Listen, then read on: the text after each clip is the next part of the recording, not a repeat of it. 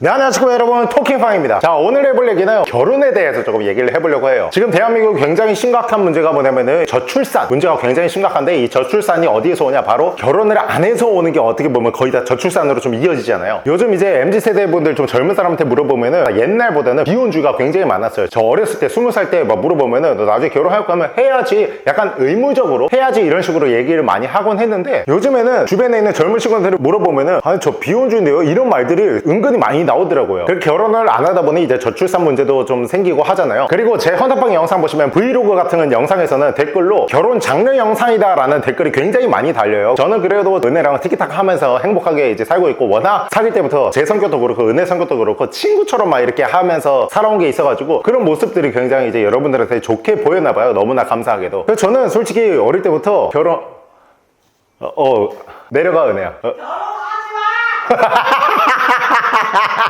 미친놈이네. 저랑 은혜랑 어떻게 결혼했는지, 뭐 결혼식 이런 거를 좀 자세하게 말씀드리려고 해요. 제가 유튜브를 하기 전에 개그맨 준비를 했기 때문에 돈이 없었잖아요. 당연히 막연하게 결혼할 생각을 했지만, 은혜랑 결혼을 하려면은 사실 가장 중요한 게 뭐냐면은 돈이잖아요. 돈. 결혼할 때 돈이 많이 듭니다. 그리고 또 결혼식이 있잖아요, 여러분. 우리 둘만의 이제 파티라고 생각하는데, 사실 결혼식은 부모님을 위한 파티예요. 그래서 부모님 지인들도 엄청 많이 오시잖아요. 저도 근데 결혼하기 전까지 몰랐고, 결혼식 전날 엄마 아빠한테 들어서 알았어요. 그래서 우리가 주인공이지만 사실 주인공은 아니구나, 진짜 주인공은 저희를 키워주신 부모님이구나, 이런 생각이 들더라고요. 제가 개그맨 준비를 25살 때부터 극장에 들어가서 했기 때문에 은혜랑 만나면서 이런 말을 했어요. 은혜가 오빠, 우리가 나중에 돈이 없어서 결혼식은 못하더라도 30이 지나면은 그냥 같이 살자, 이런 얘기를 은혜가 했어요. 그래서 나도 그래 좋다, 뭐 결혼식은 안 하고 그냥 계속 꿈 찾아가서 좀 힘들게 살더라도 그냥 같이 있으면 더 좋겠다 싶어서 그렇게 생각하고 있었어요. 그러다가 이제 여러분들이 너무 좋아해 주신 덕에 29부터 이 유튜버가 잘 되기 시작해서 이제 은혜랑 결혼 준비를 하려고 했는데, 사실은 저희는 결혼식을 하려고 하지 않았어요. 결혼식을 안 하고 그 돈으로 그냥 세계 여행을 가자, 이런 생각이었는데, 지금 유튜브가 한창 잘 되고 있는데 여기서 세계 여행 가버리면은 유튜브라는 그 알고리즘 자체가 이제 하던 거를 꾸준하게 하지 않으면은 알고리즘 어느 순간 죽여버리는 데가 있어요. 그러면 그때부터는 그 채널이 다시 성장하려면은 더 배로 노력을 해야 되는 게 있어요. 그거를 알고 있었기 때문에 제가 함부로 세계 여행 갈 수가 없더라고요. 그러면은 우리가 이 돈을 모아서 나중에 세계 여행 가자, 그렇게 약속을 해놨는데, 제가 누나가 있거든요. 저희 누나도 결혼을 할 때 어떻게 하다 보니 각자 집안 사정으로 인해서 저희 부모님을 모시지 못했어요. 결혼식에 젊은 사람들만 하는 결혼식을 했어요. 근데 저마저 만약에 결혼식을 안 한다 그러면 저희 부모님은 결혼식 자리에 앉아 있을 수가 없던 거예요. 그래서 제가 은혜한테 너무 미안한 마음으로 얘기를 했죠. 너 미안한데 결혼식을 해야 될 것 같다. 그래서 은혜가 그냥 흔쾌히 그래 알겠다 하자, 근데 조금 특별하게 하자, 우리는 식장 이런 거 잡지 말고 우린 바닷가에서 하자, 이렇게 했어요. 그래서 너무 좋다, 어차피 우리 컨텐츠가 바닷가고 그냥 살면서 진짜 잊지 못할 결혼식이 될 것 같다. 결혼식 한 번밖에 안 하자.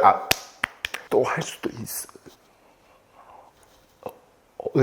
미안해 은혜야 미안해, 뒤질 뻔했어요 방금. 그래서 그냥 막연하게 바닷가 해변에서 하는 야외 결혼식을 선택을 했어요. 근데 이게 보니까 바닷가에서 하려면은 마을 이장님이나 이런 분들이 이제 허가 같은 거를 받아야 되더라고요. 그래서 가서 마을 이장님한테 저희 해도 되냐, 그래 해라 이렇게 해서 이제 준비를 하는데, 사실 결혼식을 하면은 이제 결혼식장에서 뭐 스드메 해가지고 스튜디오, 드레스, 메이크업 요게 이제 같이 세트로 거의 하거든요. 그리고 웨딩 플래너나 뭐 이런 헬퍼분들이라고 하죠. 그런 분들이 붙어서 어떻게 보면 알아서 그냥 결혼식장에서 계약만 하면 되는 건데, 저희는 바닷가 결혼식이기 때문에 바닷가 그냥 휑한 데 살 수 없고 의자도 깔아야 되고 버진로드도 꾸며야 되고 그런 것들이 있을 거 아니에요. 그래서 그런 업체들을 저희가 직접 알아보기 시작한 거예요. 왜냐면 웨딩 플래너를 찾아보려고 했는데, 이쪽 지역에는 찾아봐도 그렇게 야외에서 해주시는 웨딩 플래너가 없기도 하고, 사실 저희가 귀찮아서 그냥 우리가 업체 알아서 해보자, 그거 뭐하러 수수료 뛰냐, 이런 생각도 했었어요. 그래서 이제 업체들 전화했죠. 뭐 의자 깔아주는데, 뭐 꾸며주는데, 그리고 뷔페 식당이 없어요. 이 주변에는 식당이 있으면 식당이랑 계약을 해가지고 뭐 어떻게 몇 명 가요 이런 식으로 할 텐데, 이 뷔페가 그냥 오전에만 여는 한식 뷔페 같은 거 있죠. 그런 거밖에 없어요. 그렇기 때문에 따로 야외 뷔페 업체 전화해서 계약을 해야 되는데, 그게 케이터링이라고 하거든요. 좀 예쁘게 이렇게 꾸며주고 하는 거. 근데 그러려면 그런 장소도 필요해요. 그 장소는 다행히 은혜의 이제 사촌 오빠가 근처에서 펜션을 했기 때문에 거기서 이제 뒤풀이를 하자. 그럼 거기도 의자도 다 깔아야 되죠. 자, 이제 이런 것들을 좀 이제 알아보자 했어요. 근데 저는 이제 컨텐츠 나가고 바쁘고 하는 게, 은혜가 혼자 알아보는데 어느 날은 은혜가 혼자 알아보다가 이게 쌓인 거예요. 쌓여서 저한테 얘기를 하더라고요. 오빠 나 혼자 알아봐? 오빠도 좀 알아봐. 이렇게 하다가 저도 이제 알아보니까 이거에 대한 이제 지식이나 이런 게 생기잖아요. 그러다 보니까 저희 의견을 말하게 되잖아요. 그때부터 슬슬 이제 갈등이 생기기 시작하는 거예요. 그래서 주변한테 물어봤어요. 야, 결혼식 하면서 안 싸웠냐? 엄청 많이 싸웠대요. 왜 싸웠어? 서로 의견을 내다가 싸웠다 그래요. 저는 그래서 여기서 그냥 내가 알아보지 말아야겠다, 은혜한테 맡겨야겠다, 이 생각을 했어요. 그 은혜는 이제 제가 계속 안 알아보니까 얘기만 하고 서운해만 하고 갈등이 일어나지 않아요. 왜냐면 제가 이제 미안하다고 하니까. 그렇게 해서 이제 물 흐르듯 이렇게 잘 지나갔어요. 이런 걸 겪고 나니까 이런 생각이 들더라고요. 이게 서로 가지고 의견을 내는 순간 갈등이 빚어지는 거예요. 그리고 저희는 집에 뭐 혼수나 이런 거 아무것도 안 했어요. 저희 양가 이제 부모님이 저희한테 해주실 돈이 사실 없었어요. 솔직히 말씀드리면. 그렇기 때문에 저랑 은혜랑 그냥 저희 둘이 알아서 할 테니까 서로 주고받고 이런 거 그냥 아무것도 없다. 그냥 오셔라. 그냥 이렇게만 말씀드렸어요. 그러다 보니까 그거에 대한 갈등은 없었는데 또 이제 일반적인 결혼식이면 뭐 혼수하고 예물하고 막 하잖아요. 그러다 보면 또 갈등도 생기고 싸우기도 하고 정말 심하면 파혼도 되고 이렇다고 하더라고요. 근데 저희는 저희가 알아서 하겠다라고 하는 대신에 돈을 많이 썼죠. 각자의 장단점이 있는 거예요. 일반적인 결혼식에서 혼수 예물 하면은 돈은 좀 적게 들고 아예 갈등 없이 우리끼리 알아서 하겠다 하면은 돈은 많이 들지만 갈등은 없고 그냥 이런 장단점이 있는 것 같아요. 그렇게 해서 결혼식 날이 됐어요. 보통 일반 결혼식에 결혼식장을 가면은 아침부터 가가지고 막 메이크업 받고 막 하잖아요. 옷도 막 이렇게 다 입혀주고 드레스 막 뒤에서 펼쳐주고 이렇게 하잖아요. 근데 저희는 바닷가 결혼식이고 웨딩 플래너가 없다고 했잖아요. 그래서 결혼식 30분 전에 집에서 진짜 저 그냥 이렇게 드라이한 다음에 포마드 바르고 메이크업 아무것도 안 했어요. 진짜 로션 하나 그냥 착착착 하고 끝. 은혜도 집에서 그냥 눈썹만 그리고 립만 바르고 드레스는 저희가 렌탈을 했어요. 그래서 긴 드레스 말고 얄쌍하게 이렇게 돼 있는 드레스 있죠. 질질 끌리지 않는 드레스. 자, 그런 드레스로 이제 은혜도 골라가지고 눈썹 그리고 립 바르고 드레스 입고 저희 둘이 그냥 해변으로 나갔어요. 그런데 야외 결혼식이잖아요. 이 야외 결혼식에는 변수가 있습니다. 어떤 변수냐? 바로 날씨입니다. 날씨가 좋으면은 너무 예쁘고 좋은 결혼식인데 하필 저희 결혼식 날 폭우가 쏟아지는 거예요. 저희가 12시 시기였거든요. 11시 50분에 진짜 미친 듯이 폭우가 쏟아지는 거예요. 나갈 수 없을 정도. 차 운전하면은 이거 와이퍼 아무리 이렇게 개빨리 해도 한번 빠르게 지나가자마자 바로 앞에 안 보이는 정도. 어느 정도인지 아시죠? 그 정도 내린 거예요. 그래서 저희는 캐노피 같은 거 쳐져 있거든요. 캐노피 안에서 야 이거 할 수 있나? 야 이거 되나? 그리고 결혼식이면 여러분 마이크가 필요하잖아요. 그래서 외부 오디오 업체를 또 저희가 컨택을 했는데 이제 그거는 친한 형이 하나 있어요. 카진성이라고 유튜브 하시는 형님이 있는데 그 형님이 개그 극단 같은 출신이어가지고 그 형님이 또 그런 행사를 많이 하시기 때문에 그 형님한테 부탁해서 그 형님이 오셨어요. 그래서 형님한테 포구 뚫고 가가지고 물어봤어요. 형님 이거 혹시 마이크 감전돼요? 다행히 방수더라고요. 그러면은 일단 비 맞으면서 하자. 이것도 어떻게 보면 되게 멋있는 추억에 남는 결혼식일 수도 있다 생각하고 이제 11시 55분에 딱 대기하고 있는데 갑자기 거짓말처럼 비가 뚝 그치는 거예요. 그리고 12시부터 1시까지 식을 했거든요. 12시부터 2시까지 비가 안 왔어요. 딱 그때. 그리고 2시부터 새벽까지 온종일 비 개 쏟아지고 정말 운이 좋았던 거예요. 자, 지금 이쪽에 보시면은 결혼식 저희 하객 저랑 은혜랑 지인들이 찍은 사진인데 먼 길인데도 불구하고 정말 너무너무 감사하게도 많이 와주셔가지고 보통 다 서울에서 오시잖아요. 더 먼데 부산에서 오신 분들도 계시고 이 영상을 빌어서 또 한번 감사의 말씀드립니다. 와주셔서 너무너무 감사드립니다. 그래서 덕분에 진짜 너무 좋은 추억 생겼고 너무 재밌는 결혼식을 했어요. 아, 그리고 이건 에피소드가 하나 있는 게 결혼식 전날 보통 이제 사람들이 좀 떨리고 설레고 해가지고 잠이 안 와요. 신랑 신부는. 근데 저희 같은 경우는 그 전날 너무 피곤한 상태에서 저는 잠에 이제 들었거든요. 새벽 5시인가? 옆에서 낑낑거리는 소리가 들리는 거예요. 그래서 딱 보니까 은혜가 이불이 여기까지 뒤집어 쓰고 이불 끝에 이렇게 손가락만 이렇게 나와 있고 발발발발 떨고 있는 거예요. 그리고 무슨 일이 있죠? 은혜야 은혜 하고 이불을 들쳤는데 은혜가 갑자기 뭐